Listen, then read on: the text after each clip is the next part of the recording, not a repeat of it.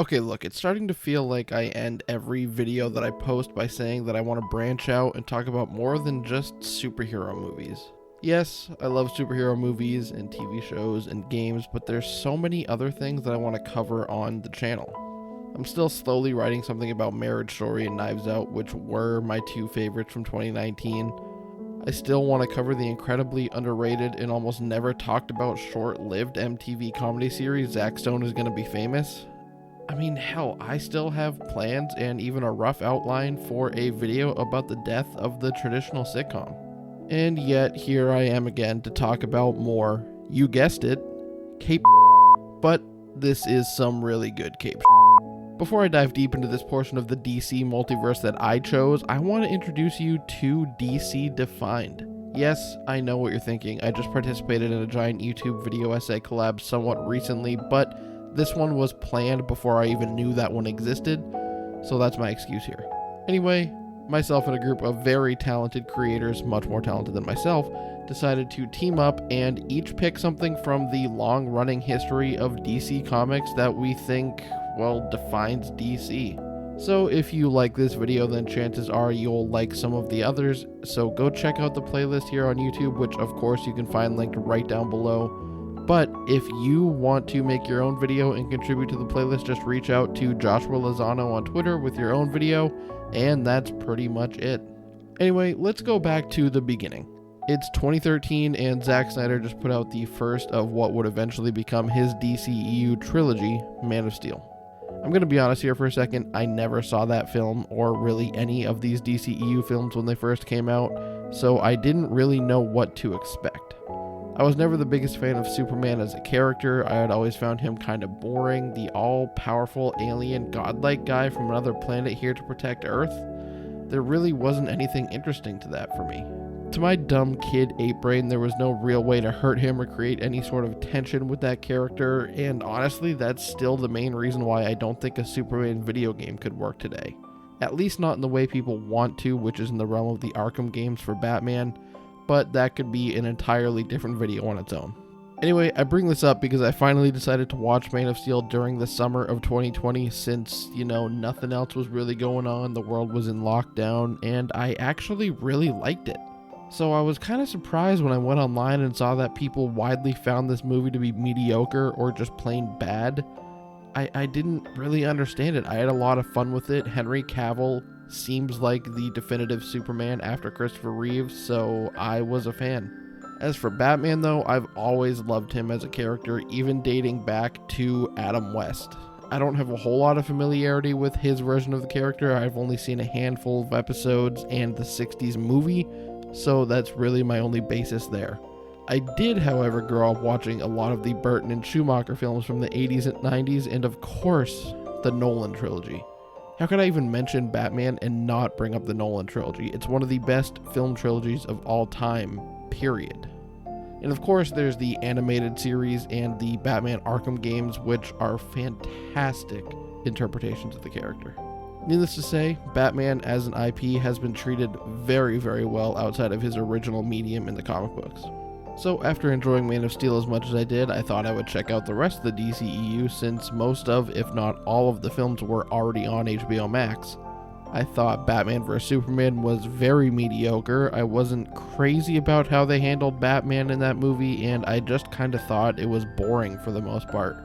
I skipped Justice League and went straight to the Snyder Cut, which I would go out on a limb and say is Zack Snyder's best film so far, and one of the absolute best superhero films of all time.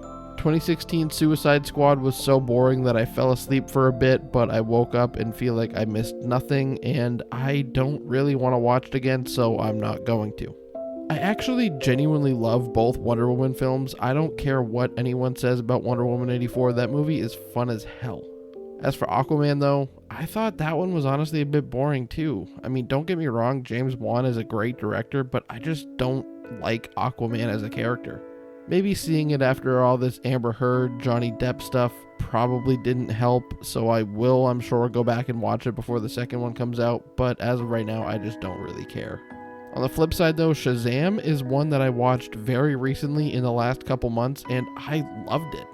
It was one of the first times since the Raimi Spider-Man trilogy that I genuinely felt a sense of campy superhero comic book fun while watching a superhero movie. And now we finally arrive at what I would argue is the best film in the DCEU. Okay, real quick, I should jump in here and say that I haven't seen the Suicide Squad at the time of recording this. I know everyone's saying that the new Suicide Squad movie is the best and one of the best superhero movies, period. I haven't seen it yet at the time of recording this. I will get to it soon. Anyway, on to the movie that I want to talk about. I went into Birds of Prey with the lowest of the low expectations. After seeing Suicide Squad, I really did not think that I would end up loving this film as much as I do. I knew that I would like Margot Robbie as Harley Quinn since she was by far the standout in Suicide Squad, but holy shit, I did not think I would ever feel as emotionally attached to a villain as I did with this character in this particular film.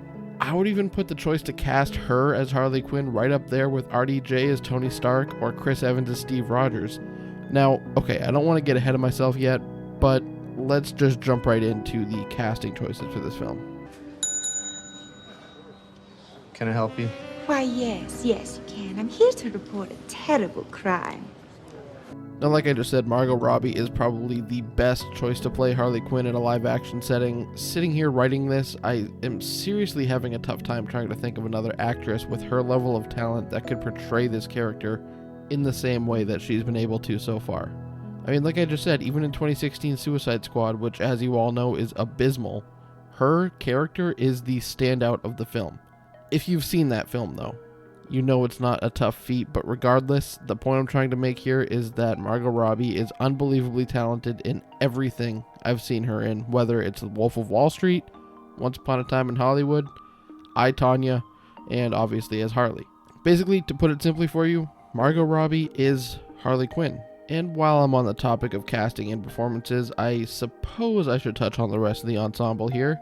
Jurnee Smollett-Bell as Black Canary is fantastic casting. Not only does she have an incredible singing voice, she's also just a complete and utter badass in this movie. She can single-handedly hold her own in a fight.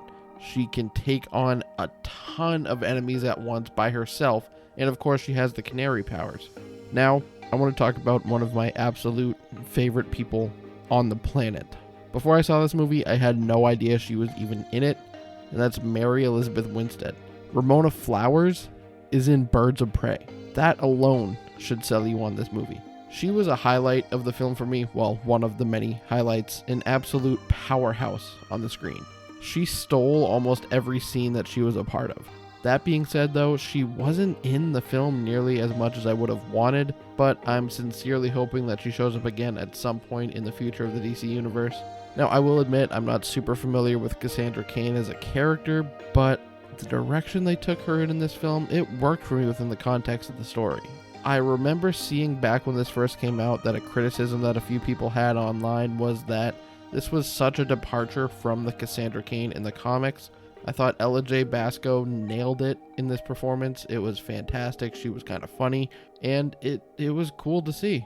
I don't have a whole lot to say on Rosie Perez as Renee Montoya other than that she is really one of the best choices that they could have made for a short-tempered cop to play in this film. She's completely fed up with all of the assholes that she has to work with on a daily basis, and she pulls that off perfectly. Now, last but definitely not least is Ewan McGregor as Roman Sionis, or Black Mask. Aside from Margot as Harley and my personal bias towards Mary Elizabeth Winstead, Ewan McGregor stole the show here. Every single time I watch this movie, which at the time of writing and recording this is upwards of 6 or 7 times now, 2 of which alone have been in preparation for writing this video, I grow to like his character more and more each time. Deep down, the character of Sionis here is just an insecure, wealthy crime boss who throws temper tantrums whenever he doesn't get his way, and it's just super entertaining to see McGregor clearly have so much fun with this role. He is absolutely chewing the scenery whenever he shows up on screen, and you really do love to see it. Now, I can't make a video solely dedicated to Birds of Prey without talking about the absolute powerhouse of talent behind the camera. First of all, Matthew Libatique. This man has got to be one of the best cinematographers working today. I mean, how could he not be with films like Iron Man 1 and 2, Black Swan, the absolute work of art known as Venom, and what is actually one of my favorite films of all time, A Star is Born, on his resume.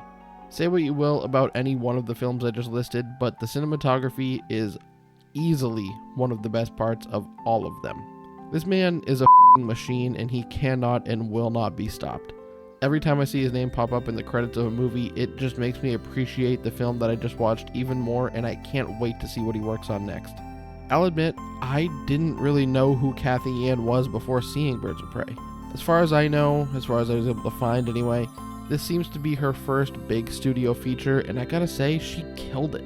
I love the direction she took these characters in, and if there's a follow-up to this film in some way, whether it's a direct sequel about the actual Birds of Prey team, a solo Harley movie, which this basically was, or like I said, Gotham City Sirens, I would love to see her involved in some way, whether it's writing, directing, producing, something. I just want to see her involved with these characters again in the DC universe.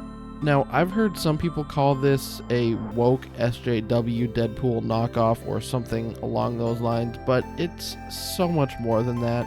Even small details during the final Funhouse fight where you can clearly see the Canary's hair is getting in her way, Harley rolls over and gives her a hair tie. Just little things like that add so much more to the relationship between these characters that you actually buy them being friends. If I haven't made it clear enough already, I love this movie. Spider-Man 2 may be my favorite superhero movie of all time, and Scott Pilgrim may be my favorite comic book movie of all time.